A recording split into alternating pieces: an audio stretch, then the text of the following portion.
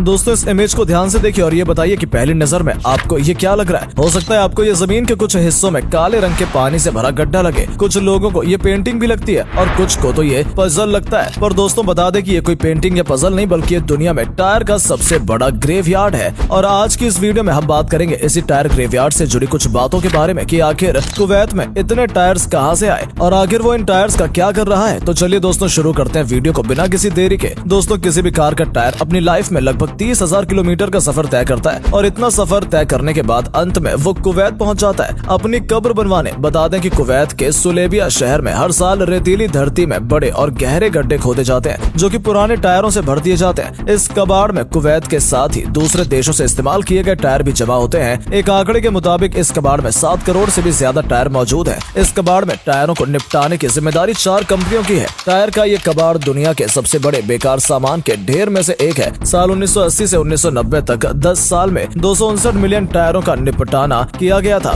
जबकि 2000 से 2001 में अमेरिका और दूसरे यूरोपीय देशों से करीब 5 मिलियन बेकार टायर जमा किए गए थे। यहाँ पिछले 20 सालों से दुनिया भर के इस्तेमाल हुए टायर्स इकट्ठा किए जा रहे हैं। इसको अगर थोड़ा ऊपर से देखा जाए तो ये कुछ इस तरह का मंजर पेश करता है। हजारों एकड़ पर फैला ये टायर ग्रेवयार्ड इतना बड़ा है, इनको हैरतअंगेज तौर पे स्पेस से भी देखा जा सकता है। दोस्तों ये ग्रेवयार्ड किसी थर्ड वर्ल्ड या डेवलपिंग कंट्री में होता तो समझ आता, लेकिन कुवैत जिसको दुनिया की अमीर और आलीशान देशों में शुमार किया जाता है, वहाँ इन टायर्स का क्या काम है या कुवैत पिछले 20 सालों से इनको धीरे धीरे इकट्ठा क्यों किया जा रहा है और आखिर इन टायर्स को वहाँ किसी काम के लिए इस्तेमाल किया जाता है। दोस्तों कुवैत एक बहुत ही अमीर देश है, इतना अमीर कि यहाँ की करेंसी का एक यूनिट यानी कि एक कुवैती दिनार 3.3 US डॉलर के बराबर बताया जा रहा है। तो ये देखकर दुनिया को बहुत चिंता है कि आखिर कुवैत को ये स्क्रैप जमा करने में क्या मजा आ रहा है। हालांकि कुवैत आज भी इसको बस जमा किए जा रहा है, इसमें से एक भी टायर को उसने अभी तक रिसाइकिल नहीं किया। कुवैत के पास पैसों की कमी तो नहीं है, इसी वजह से वो इनको कम दामों में खरीद रहा था, जबकि असल में कुवैत गवर्नमेंट के पास इसका कोई प्लान नहीं था। आखिरकार यहाँ एक वाकया हुआ जिसके बाद कुवैत ऑफिशियल्स ने इन टायर्स को सीरियस से लेना शुरू कर दिया। हुआ ये कि कुवैत के उस टायर एम्पयार्ड में आग लगाने से बड़ा खतरा पैदा होने लगा था। ये आग जब लगी थी उस वक्त उस डंपयार्ड में करीब 70 लाख टायर रखे गए थे। आग लगने की वजह से कुवैत की हवा एकदम जहरीली हो गई थी। इस डंपयार्ड में पहले भी आग लग चुकी है। रेगिस्तानी इलाका होने की वजह से खतरा ज्यादा बढ़ गया था। आग इतनी ज्यादा बढ़ गई थी कि इसे सैटेलाइट के जरिए भी देखा गया था। मीडिया रिपोर्ट्स के मुताबिक इस टायर डंपयार्ड में आग 4 दिन तक लगी हुई थी। इस आग से वो पुराने टायर सिर्फ कुवैत के लिए ही नहीं बल्कि दुनिया के लिए भी परेशानी का सबब बने हुए थे।